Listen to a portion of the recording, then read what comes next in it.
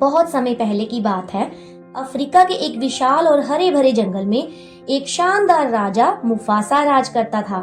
वह जंगल का सबसे बलवान और बुद्धिमान शेर था। मुफासा के साथ उसकी पत्नी सराबी और उनका प्यारा बेटा सिम्बा भी रहते थे। पूरा जंगल मुफासा की तरह समृद्ध था और उसका न्यायप्रिय शासन सबके दिलों में बस गया था। मुफासा का जंगल में बहुत सम्मान था। वह सभी प्राणियों से प्यार करता था और अपने राज्य की देखभाल करता था। वह जानता था कि एक राजा का काम केवल शासन करना नहीं, बल्कि अपने राज्य की भलाई के लिए हमेशा सही निर्णय लेना भी है। अपने बेटे सिम्बा को वह यही सिखाना चाहता था। मुफासा चाहता था कि सिम्बा एक दिन अच्छा राजा बने और जैसे वह खुद है। लेकिन मुफासा के भाई स्कार का दिल ईर्ष्या और द्वेष से भरा हुआ था। स्कार हमेशा मुफासा से जलता था क्योंकि वह जानता था कि राजा का ताज सिम्बा के सिर पर होगा। स्कार ने कई बार मुफासा को परेशान करने की कोशिश की, लेकिन हर बार मुफासा ने उसे हरा दिया। एक दिन स्कार ने एक खतरनाक योजना बनाई। उसने सिम्बा को बहलाया और उसे एक गहरी घाटी में जाने को कहा। वहाँ स्कार ने अपने दुष्ट साथी हाइना से मदद ली और एक दुर्घटना का बचाव किया। उसने सिम्बा को उस घाटी में फंसाकर उसकी जान लेने की कोशिश की, लेकिन मुफासा ने समय रहते अपने बेटे को बचा लिया। मुफासा जानता था कि उसे अपने बेटे को यह समझाना होगा कि जंगल में उसके जीवन की सुरक्षा और जिम्मेवारी दोनों का ध्यान रखना कितना महत्वपूर्ण है। वह सिम्बा को एक जगह पर ले गया जहाँ से पूरी जंगल की सुंदरता दिखाई देती थी। मुफासा ने सिम्बा से कहा, देखो बेटे, तुम्हारा राज्य केवल तुम्हारा नहीं है, यह सभी प्राणियों का घर है और तुम्हारी जिम्मेदारी है कि तुम इसका संरक्षण करो।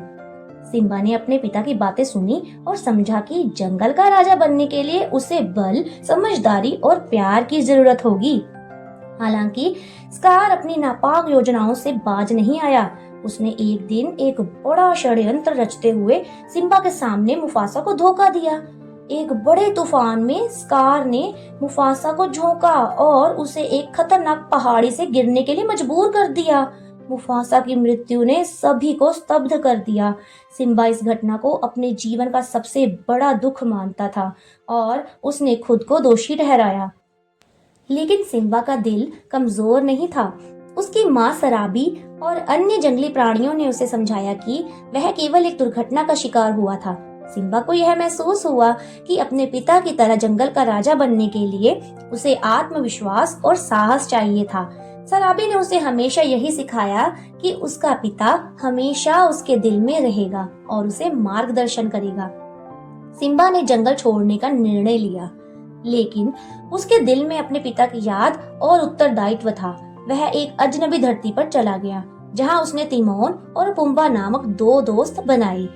यह दोनों उसके जीवन का एक नया दृष्टिकोण सिखाते हैं। हकूना मटाटा यानी चिंता मत करो, यह शब्द सिम्बा के लिए एक नई उम्मीद की तरह थी। हालांकि सिम्बा जानता था कि उसे जंगल वापस लौटना होगा क्योंकि उसकी जिम्मेदारियां उसे बुला रही थीं। इसी दौरान स्कार का शासन जंगल में अराजकता और अव्यवस्था का कारण बन चुका था। उसके शासन के तहत जंगल की समृद्धि समाप्त हो चुकी थी। जानवरों का जीवन कठिन हो गया था। सिम्बा को अब यह समझ में आ गया था कि वह ही जंगल का सही राजा है और वह अपने पिता की विरासत को फिर से स्थापित करने के लिए वापस लौटेगा। सिम्बा ने अपने दोस्तों तिमोन और पुम्बा के साथ जंगल की ओर वापसी की। उसकी यात्रा के दौरान उसने अपने बचपन की यादें याद की और उसे यह महसूस हुआ कि वह अपने पिता की तरह जंगल की देखभाल करने के लिए तैयार है। जब वह जंगल लौटता है तो उसने स्कार को चुनौती दी।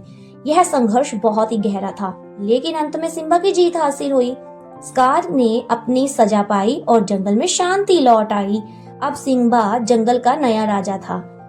उसने अपने पिता की तरह न्यायपूर्ण शासन किया और जंगल के सभी प्राणियों के साथ भाईचारे के साथ राज किया। सिम्बा ने यह सिखाया कि राजा केवल ताकत से नहीं बल्कि समझदारी, प्यार और समर्पण से बनता है। मुफासा की आत्मा हमेशा सिम्बा के साथ थी और सिम्बा ने अपने पिता की तरह जंगल का संरक्षण किया। सिम्बा का शासन न केवल शांति से भरा था बल्कि सभी प्राणियों के लिए एक प्रेरणा बन गया। जंगल का हर कोना अब खुशहाल था और समृद्धि ने फिर से अपनी जड़ें पकड़ ली। इस तरह सिम्बा ने अपने पिता मुफासा की यादों को जीवित रखा और जंगल का एक महान और न्यायपूर्ण राजा बन गया, जिससे उसका नाम हमेशा के लिए अमर हो गया। सो फ्रेंड्स, आई होप कि आपको ये वीडियो पसंद आई होगी। तो मिलती हूँ इसी तरह की और वीडियो के साथ। तब तक खुश रहो, मस्त रहो और जिंदगी हंसकर खुलकर जियो। Thank you.